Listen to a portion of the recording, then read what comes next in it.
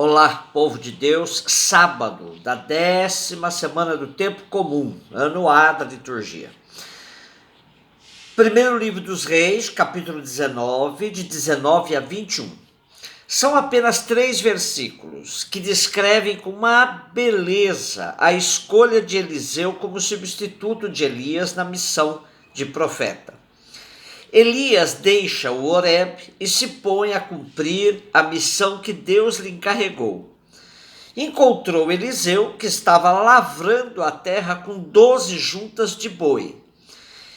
E ele mesmo conduzia a última. Elias, ao passar perto de Eliseu, lançou sobre ele o seu manto. Então Eliseu deixou os bois e correu atrás de Elias, dizendo: permite que me despeça de meus pais, depois retorno e te sigo. Elias respondeu: vai, mas volta, lembra o que te fiz. Eliseu afastou-se, pegou a junta de bois e aproveitou a lenha do arado para assar a carne e convidou sua gente. Depois levantou-se, seguiu Elias e se pôs a seu serviço. Pensava-se outrora que as vestes ou todos os objetos pertencentes a uma pessoa representavam essa pessoa e conservavam alguma coisa de seu poder. Elias, jogando seu manto sobre Eliseu, dirigia uma vocação profética a Eliseu. Aqui é muito simbólico, pois o manto simboliza ainda mais a personalidade e os direitos de seu dono. Além disso, o manto de Elias tem eficácia milagrosa. Elias adquire, assim, um direito sobre Eliseu que não pode recusar. Destruindo seu arado e seus bois, Eliseu exprime sua renúncia à condição anterior. A tradição profética de Israel revela todo um esforço de manter a justiça social no meio do seu povo. Diante das prescrições que eles conseguiram catalogar, ficamos até com vergonha comparando com os nossos tempos. Temos a impressão de que regredimos em matéria de justiça social, comparando com as condições dos povos antigos e as nossas. Se tivéssemos dado continuidade à evolução da justiça social que Israel estava construindo, não viveríamos numa sociedade tão hipócrita e cheia de aparências de justiça, mas onde o pobre continua sendo trocado por um par de sandálias, na expressão do profeta Amós. Somente para ilustrar esse raciocínio, vejamos as leis acerca da justiça para com os irmãos no antigo Israel, como parte do Código da Aliança.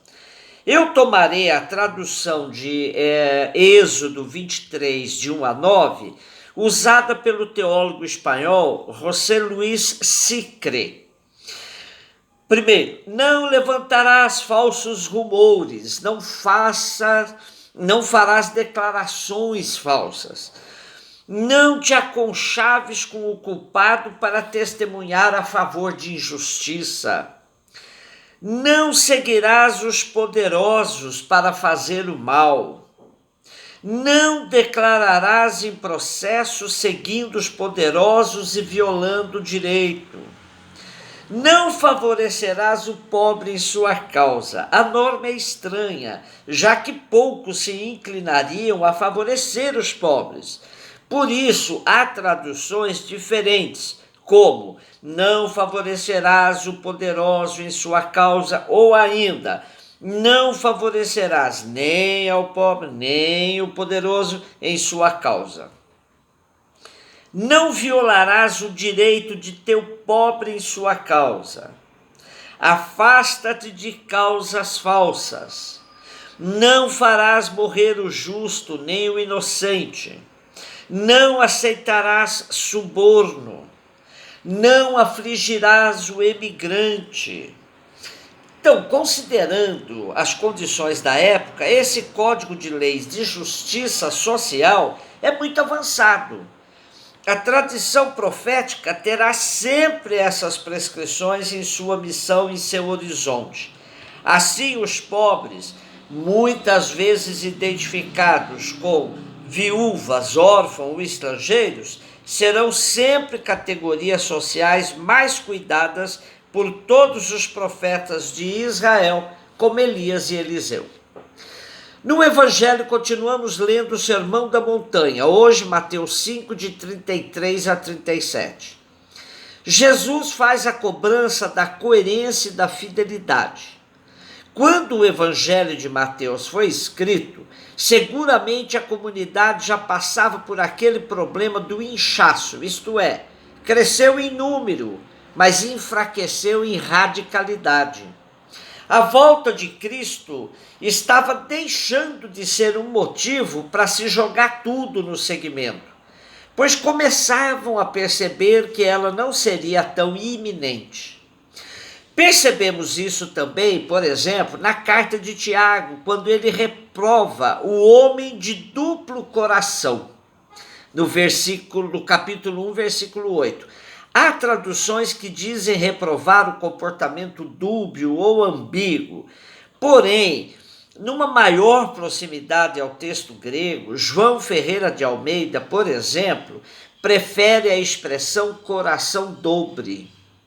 Então podemos concluir que era mesmo uma dificuldade pela qual as comunidades passavam, ou seja, pessoas inconstantes que não tinham firmeza no testemunho. Na própria carta de Tiago, no capítulo 5, verso 12, há um replique dessa fala de Jesus. O texto diz assim: sobretudo, meus irmãos, não jureis nem pelo céu, nem pela terra, nem com qualquer outro juramento. O vosso sim seja sim, o vosso não, não.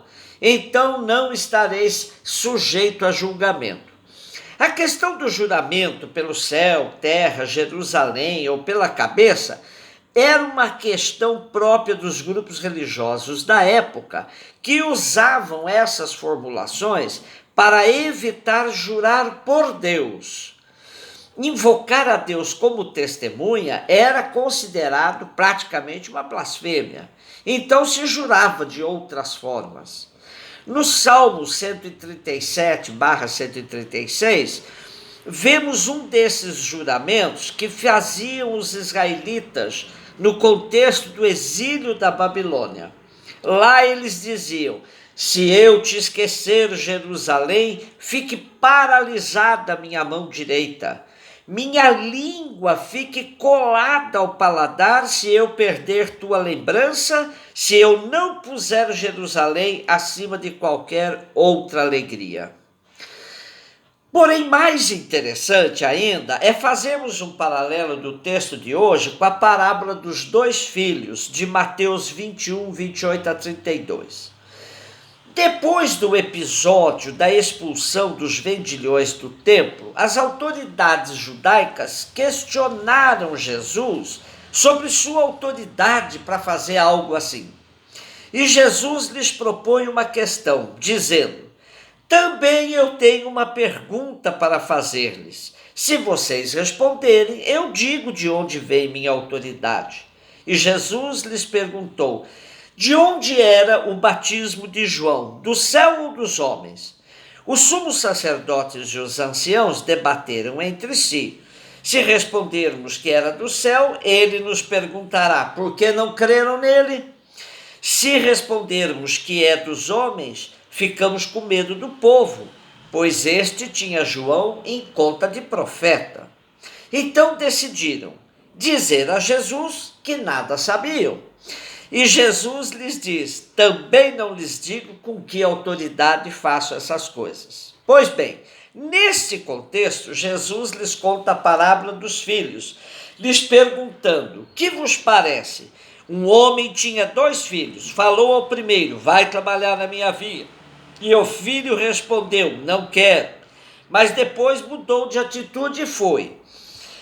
O homem fez a mesma proposta para o segundo filho, que lhe disse que ia, mas não foi.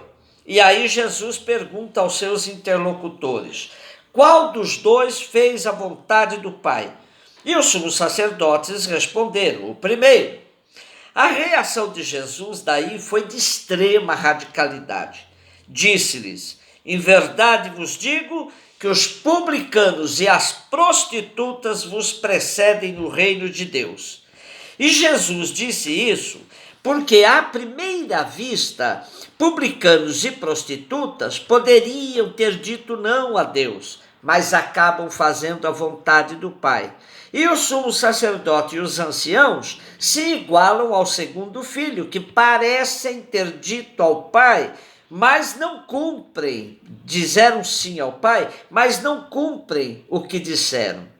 Assim, o sim, sim e o não, não pode passar por este crivo.